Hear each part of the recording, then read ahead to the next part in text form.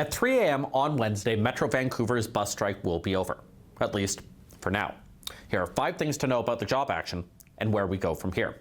First off, what is this about? We're talking about one specific union, CUPE Local 4500, representing about 180 transit supervisors. Now, bus drivers signed a new agreement last year, but the supervisors had their agreement expire.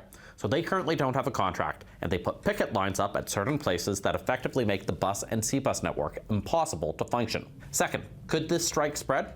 It could, actually. A bunch of different unions work for different companies that are part of the TransLink system, and the ones that run under the SkyTrain system have nothing to do with the CUPE 4500 job action. But they have filed an application with the BC Labour Relations Board, asking for the right to picket at SkyTrain systems, which could shut down that service. Now, that application hasn't been heard by the Labour Relations Board yet, but because the union is only putting their job action on hold, they will still have to rule on this, and that decision could have an impact in the future. Which leads us to point 3. The pause on job action is only that, a pause. No agreement has been reached between CUPE and the Coast Mountain Bus Company, which is the technical employer for TransLink, and no negotiations at this point are scheduled.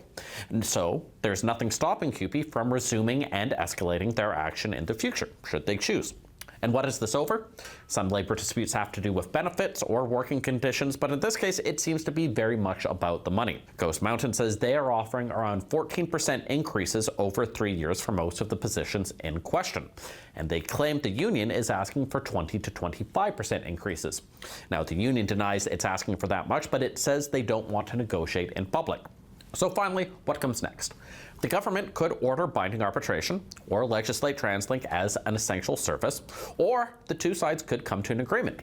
But if none of those things happen, a full system shutdown could happen in the future, which means that for the next little while, people who need the B line should keep their own Plan B in mind. Justin McElroy, CBC News, Vancouver.